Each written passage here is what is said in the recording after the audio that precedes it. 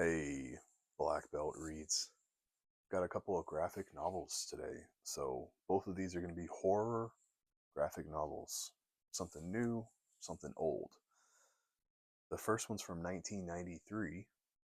The second one is from 2024. So huge time span between these two books. I've read a few novels. I'll talk about those later. I just thought it would be nice to do a quick video about these graphic novels. So one of them from 1993, Hellboy. Hellboy has been on my list for so long. I just haven't ever got around to it. Finally did. I just follow my gut always. Like I just go wherever my heart leads me here in this cave of books I have. And the other day I was led to Hellboy and I read the whole thing in one sitting. It was really, really good. Also a very fast read. It's a huge book, but the paper is very thick. Huge, huge. You can see how much larger this version, this library edition, is than like a standard trade paperback. So, Seed of Destruction and Wake the Devil, the first two arcs of Hellboy. It was great. I'll probably go over to the table here and we'll take a closer look at them. But absolutely loved Hellboy. So glad I got this, and I need to pick up volume 2. But the next book from 2024, Beneath the Trees Where Nobody Sees. This was recommended to me by several people, and it was great. Yeah, it was really good. Very different from Hellboy. It's like very cutesy art with a very dark, adult, bloody story. So that contrast of the cutesy art and the gore works. I've seen that done a few times. It is done really well here.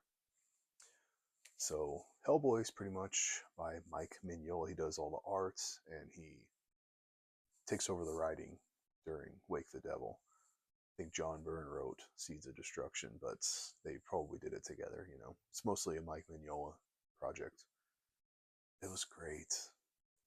Lovecraftian, supernatural horror, demons, monsters, murder, cults, magic, all that stuff. Really good if you like that sort of stuff. The art is absolutely beautiful, very simple, dark, lots of shadows. We'll take a closer look at the art for sure. Whereas this, anthropomorphic, cutesy animals like bears and cats and dogs and turtles and stuff. But one of them is a serial killer. And another serial killer shows up in this person's town. Very simple story, but the art is really what stood out here. The art is absolutely beautiful. So let's go over to the table and take a closer look. Okay, Hellboy Volume 1, the library edition. This is a beautiful book. The only thing I don't like is this sort of cloth material. It's not my favorite. I feel like it picks up all the little dust particles. It's nice to hold it. I just feel like it picks up all of the little dusties. But looks great on the shelf, of course. It's huge. It barely fits here on the screen. It's so massive, but I love that. Of course, you can check out this book. You don't have to buy the library edition. You could just buy a trade paperback, or really, you can even just read it online for free. But yeah, Mike Mignola's Hellboy. So the first arc, you get an introduction by Robert Bloch, which I thought was cool. This is the guy that wrote Psycho, if you didn't know. So very cool. He just talks about how he never thought he would introduce a comic, because comics were considered so taboo back in his day, you know. So yeah, just a little quick look at the artwork. You could see very dark, lots of shadows. This is pretty much the big bad for this whole book, which I loved the story. I thought it was great. I love the occult magic, the dark, trying to summon a devil kind of thing. And so they summon this little kid who is Hellboy. All right, he grows up.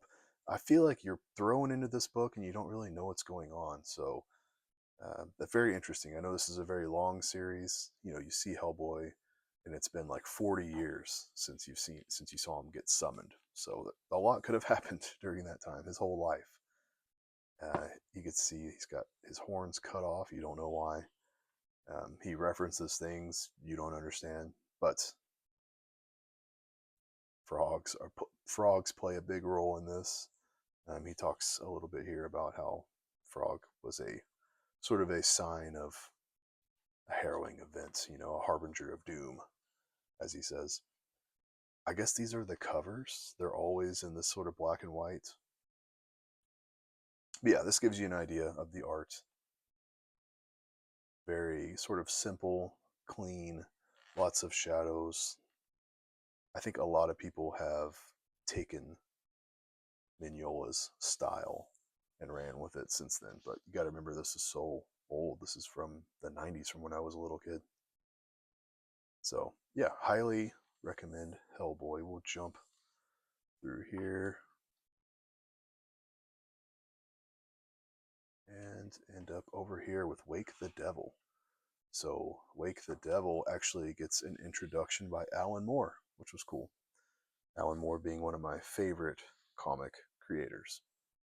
So, we got Robert Bloch, and then for this one, you have Alan Moore, who just talks about again how brilliant Hellboy is, pretty much. Yeah, so Wake the Devil for Dracula and all the other vampires I've loved. This one is about vampires, which is really cool.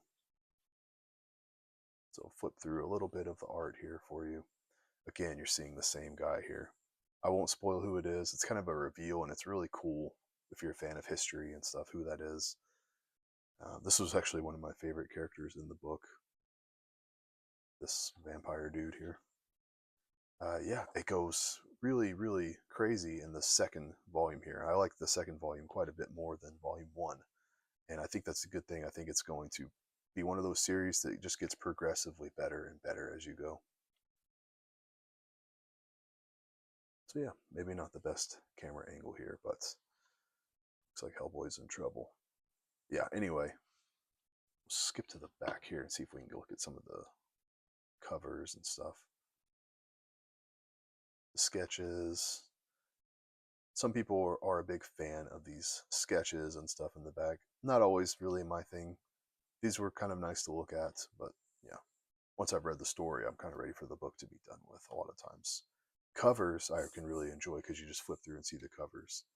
But yeah, if that's your thing, I definitely will be picking up volume 2 of the library edition when I can get a hold of it for a good price. All right, next up, Beneath the Trees Where Nobody Sees. A bright, shiny, vile gem of a book, says Simon Spurrier, who is another great creator. I will try to flip through this without spoiling anything. I mean, this is a great cover here. You could see it's like her screaming and then her neutral, and it's overlapped. It took me a second looking at that to kind of figure it out. Very cool. So this just kind of gives you an idea of what the art is like.